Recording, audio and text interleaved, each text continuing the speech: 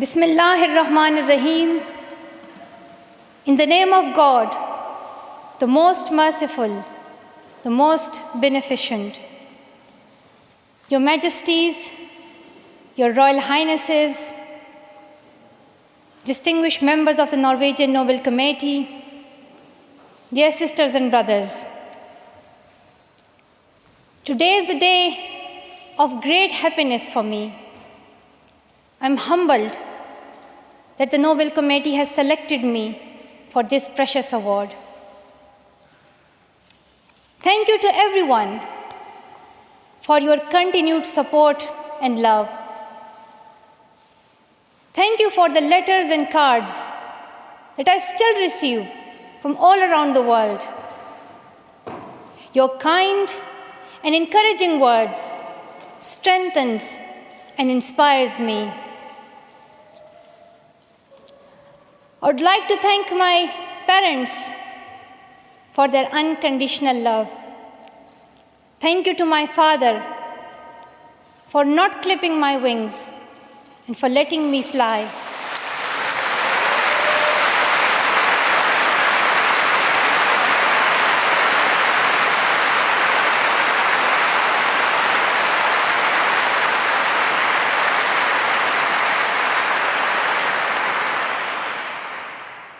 Thank you to my mother for inspiring me to be patient and to always speak the truth, which we strongly believe is the true message of Islam. And also, thank you to all my wonderful teachers who inspired me to believe in myself and be brave. I'm proud. Well, in fact, I'm very proud to be the first Pashtun, the first Pakistani, and the youngest person to receive this award.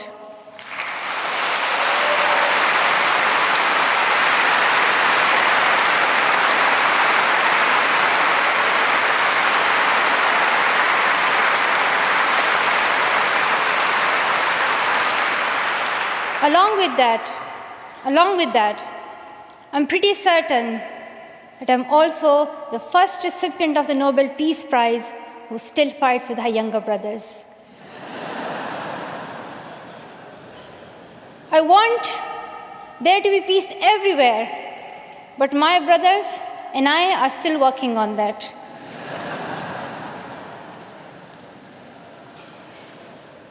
I'm also honored to receive this award together with Kailash Satyarthi, who has been a champion for children's rights for a long time, twice as long, in fact, than I have been alive. I'm proud that we can work together. We can work together and show the world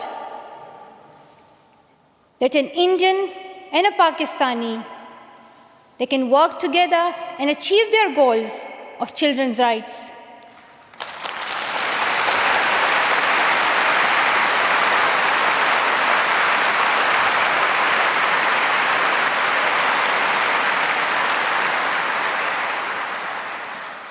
Dear brothers and sisters, I was named after the inspirational Malala of Maiwand, who is the Pashtun Joan of Arc.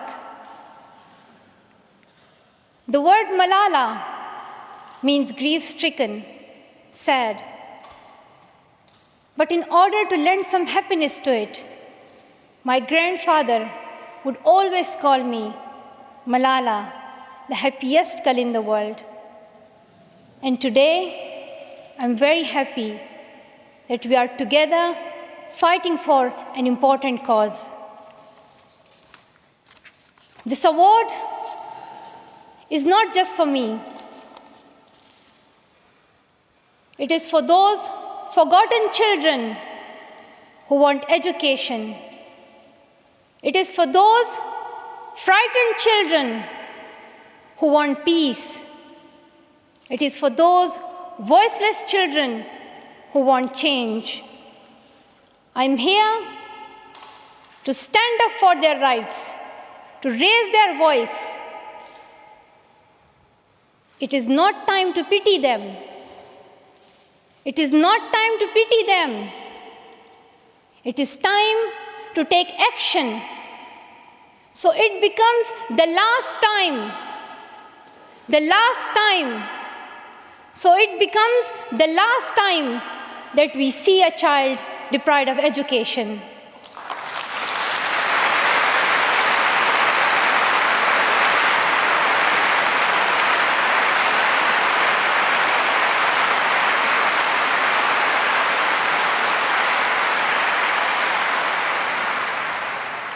I have found that people describe me in many different ways. Some people call me the girl who was shot by the Taliban, and some the girl who fought for her rights. Some people call me a Nobel laureate now. However, my brothers still call me that annoying bossy sister. As far as I know, I'm just a committed and even stubborn person who wants to see every child getting quality education, who wants to see women having equal rights, and who wants peace in every corner of the world.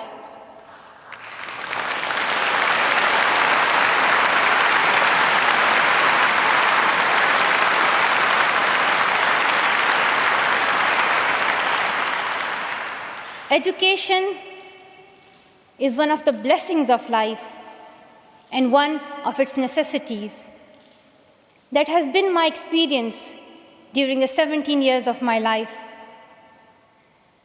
In my paradise home, Swat, I always loved learning and discovering new things. I remember when my friends and I would decorate our hands with henna on special occasions. And instead of drawing flowers and patrons, we would paint our hands with mathematical formulas and equations.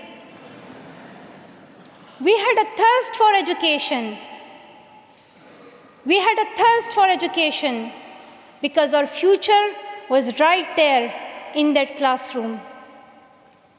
We would sit and learn and read together. We loved to wear neat and tidy school uniforms. And we would sit there with big dreams in our eyes. We wanted to make our parents proud and prove that we could also excel in our studies and achieve those goals which some people think only boys can. But things did not remain the same. When I was in Swat,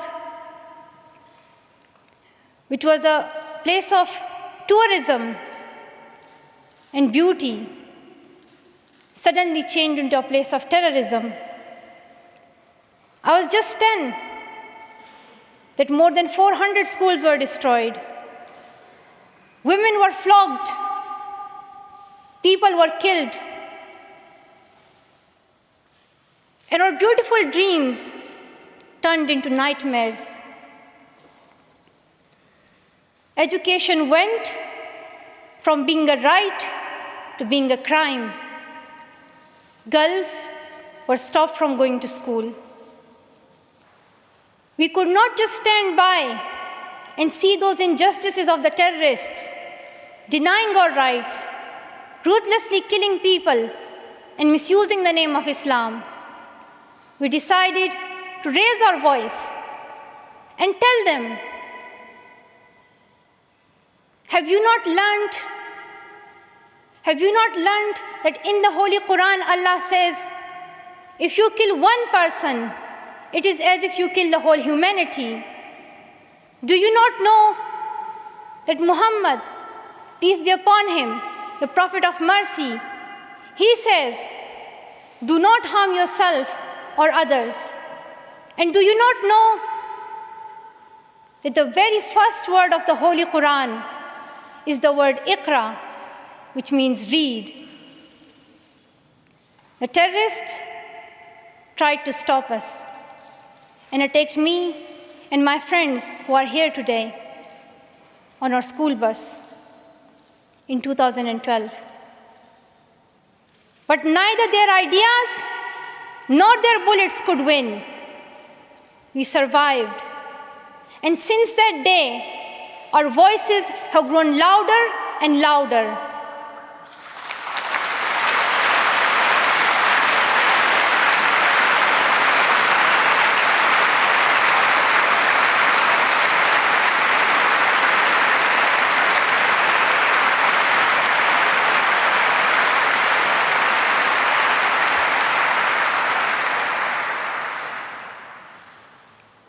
I tell my story not because it is unique, but because it is not. It is the story of many girls. Today, I tell their stories too. I have brought with me some of my sisters from Pakistan, from Nigeria, and from Syria who share this story.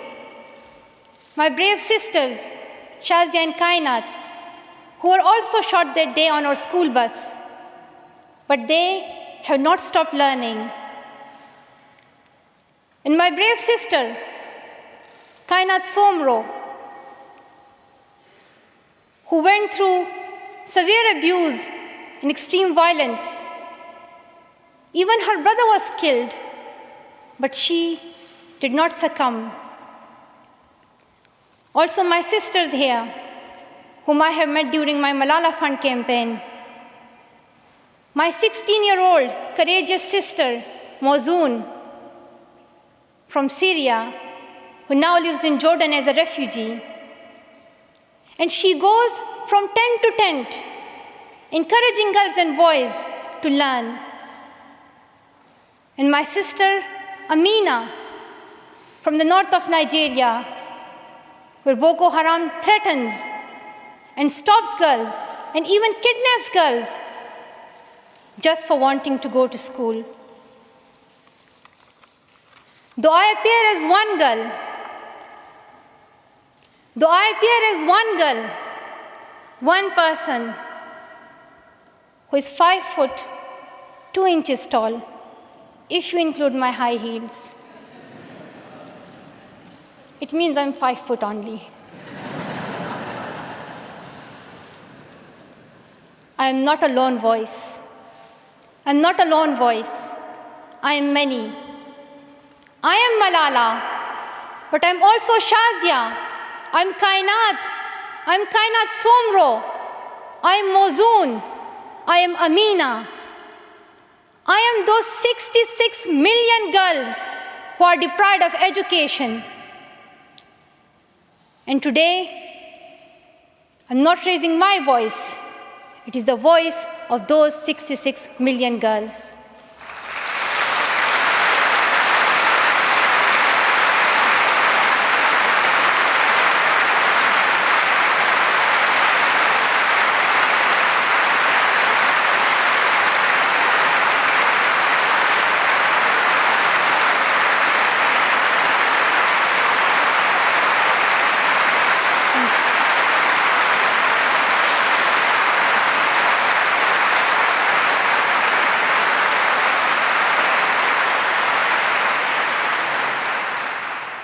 Sometimes people like to ask me, why should girls go to school? Why is it important for them? But I think the more important question is, why shouldn't they? Why shouldn't they have this right to go to school? Dear brothers and sisters, today, in half of the world, we see rapid progress and development. However, there are many countries where millions still suffer from the very old problems of war, poverty, and injustice. We still see conflicts in which innocent people lose their lives and children become orphans. We see many people becoming refugees in Syria, Gaza, and Iraq. In Afghanistan, we see families being killed in suicide attacks and bomb blasts. Many children in Africa do not have access to education because of poverty.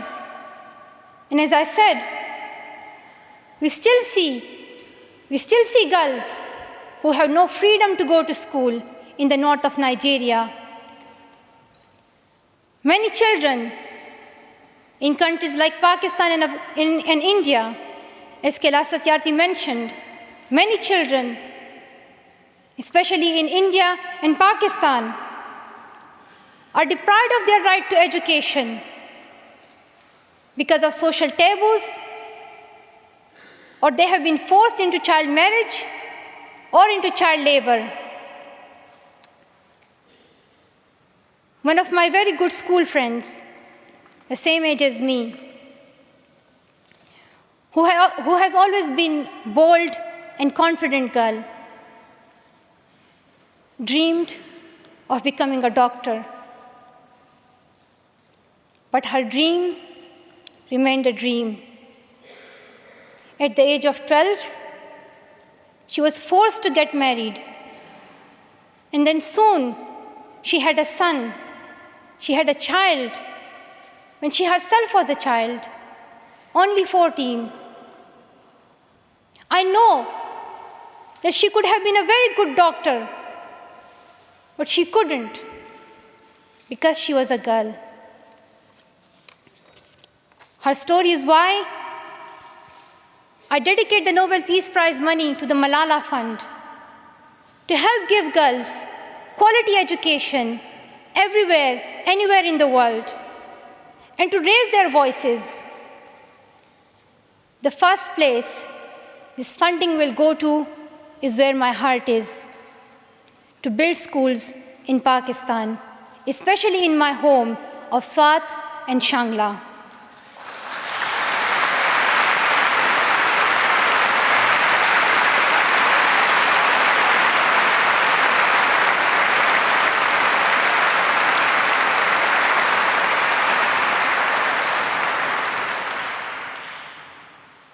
In my own village, there is still no secondary school for girls. And it is my wish and my commitment, and now my challenge, to build one so that my friends and my sisters can go there to school and get quality education, and they get this opportunity to fulfill their dreams. This is where I will begin, but it is not where I will stop. I will continue this fight until I see every child in school. Dear brothers and sisters, great people who brought change, like Martin Luther King and Nelson Mandela, Mother Teresa and Aung San Suu Kyi, once stood here on this stage. I hope the steps that Kailash Satyarthi and I have taken so far and will take on this journey will also bring change, lasting change.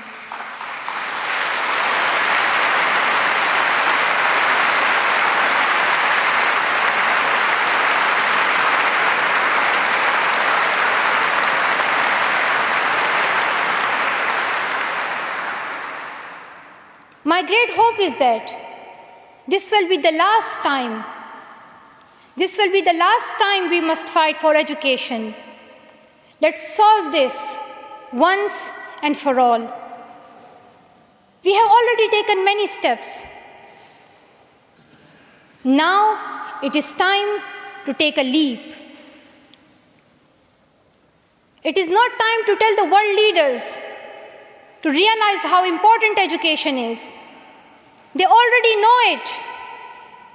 Their own children are in good schools. Now it is time to call them to take action for the rest of the world's children. We ask the world leaders to unite and make education their top priority. 15 years ago, the world leaders decided on a set of global goals, the Millennium Development Goals. In the years that have followed, we have seen some progress. The number of children out of school has been halved, as Kailash Satyarthi said. However, the world focused only on primary education, and progress did not reach everyone. In year 2015, representatives from all around the world will meet in the United Nations to set the next set of goals, the Sustainable Development Goals. This will set the world's ambition for the next generations. The world can no longer accept that basic education is enough. Why do leaders accept that for children in developing countries, only basic literacy is sufficient when their own children do homework in algebra, mathematics, science, and physics? Leaders must seize this opportunity to guarantee a free, quality, primary and secondary education for every child.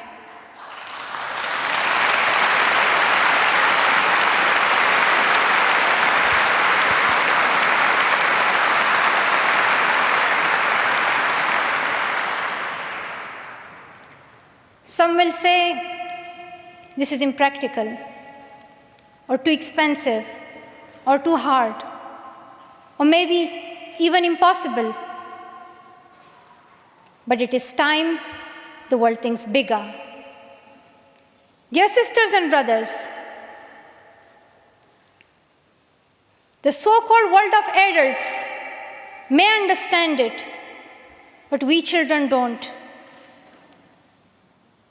Why is it that countries which we call strong are so powerful in creating wars, but are so weak in bringing peace?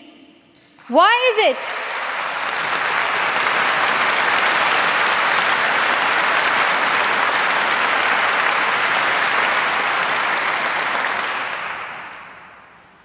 Why is it that giving guns is so easy, but giving books is so hard?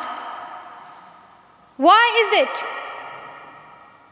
Why is it that making tanks is so easy, but building schools is so hard? We are living in the modern age, and we believe that nothing is impossible. We have reached the moon 45 years ago, and maybe we'll soon land on Mars. Then, in this 21st century, we must be able to give every child quality education. Dear sisters and brothers, dear fellow children, we must work, not wait. Not just the politicians and the world leaders. We all need to contribute. Me, you, we. It is our duty. Let us become the first generation to decide to be the last. Let us become the first generation that decides to be the last, that sees empty classrooms, lost childhoods, and wasted potentials. Let this be the last time that a girl or a boy spends their childhood in a factory. Let this be the last time that a girl is forced into early child marriage. Let this be the last time that a child loses life in war. Let this be the last time that we see a child out of school. Let this end with us. Let's begin this ending together, today, right here, right now. Let's begin this ending now. Thank you so much. Thank you.